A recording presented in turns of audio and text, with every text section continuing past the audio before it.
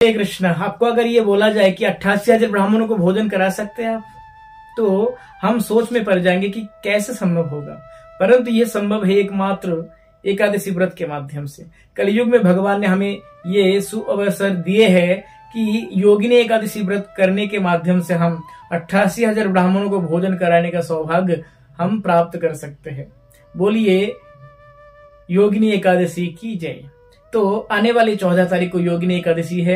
ये एकादशी सर्व पाप नाशिनी है। ये एकादशी व्रत करने मात्र से हमारे सभी प्रकार के पाप विनष्ट हो जाएंगे और भगवान कहते कि एक साथ 88,000 ब्राह्मणों को भोजन कराने का जो सौभाग्य है, ये व्रत करने मात्र से हमें प्राप्त हो जाते हैं। आइए विस्तार से श्रवण करते हैं इस एकादशी की महिमा। ब्रह्म वैवर्त पुराण में वर्णन आता है कि यहाँ पर एक दिन युधिष्ठिर महाराज ने भगवान कृष्ण को प्रश्न पूछा कि हे भगवान कृष्ण, मैं जानना चाहता हूँ आषाढ़ कृष्ण पक्ष के जो योगिनी एकादशी है, इसका महिमा क्या है, अब विस्तार से बताइए। तो भगवान कहते हैं कि युधिष्ठिर महाराज, पूरा काल में एक यक्षराज हुए जिनका नाम था कुबेर। वे शिव जी के बहुत बड़े साधक थे। नित्य प्रति जीवन में शिवार्चन किए बिना वो अन्न ग्रहण नहीं किया करते थे। तो उन्हीं के राजमहल में उन्होंने एक माली को नियुक्त किया जिनका नित्य प्रति काम था पुष्प को चयन करके लाना और शिव जी के लिए पूजा अर्चन के लिए समस्त बंदोबस्त कर देना। तो ऐसा ही उस माली का नाम था हेम।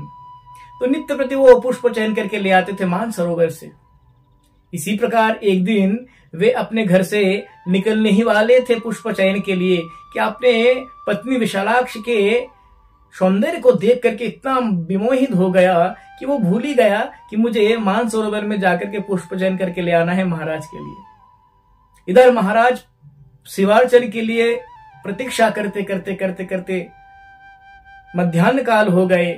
मध्याह्न होते होते अपराह्न काल होने को जा रहे हैं। वे पुष्प चयन करके लाए नहीं अभी तक। बहुत देर प्रतीक्षा करने के बाद जब वो माली पुष्प चयन करके नहीं लाया तो राजा गुस्से में लाल होकर के उनके घर में दूध भेजा कि जाओ उस पापिष्ट को लेकर के आओ यहाँ पर कि उसने आज पुष्प चयन क्यों करके नहीं लाए।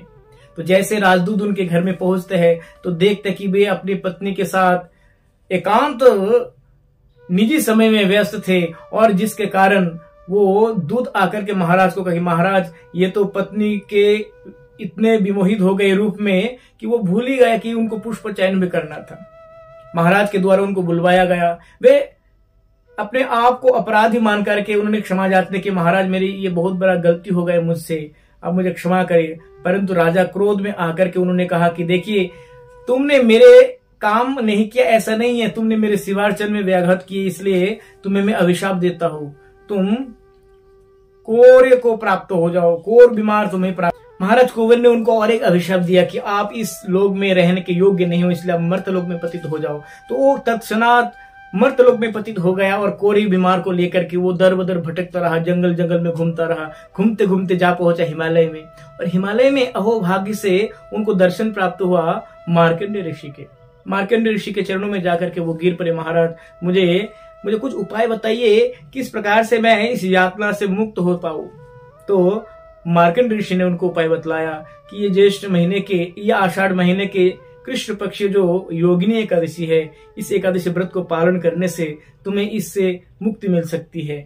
तो इसी प्रकार हम अपने जीवन में न जाने कितने पाप करते हैं, न जाने कितनों को हम कष्ट देते हैं, दुख देते हैं, अपराध कर देते हैं।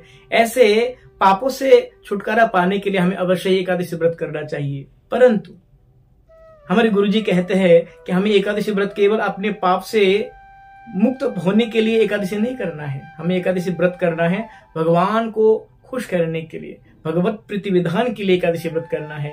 इसीलिए क्योंकि हम पाप और पुण्य इसमें विश्वास नहीं रखते, हमें पाप भी नहीं करना और पुण्य भी नहीं करना है, हमें तो भगवान के सेवा में अपने आप को नियोजित रखना है। इसीलिए भगवत सेवा में अग्रसर अधिक होने के लिए आप अवश्य ही भक्ति जीवन में एकादशी व्रत का पालन किया करें। हरे कृष्ण कृष्ण कृष्ण हरे हरे, हरे राम राम राम राम हरे हरे।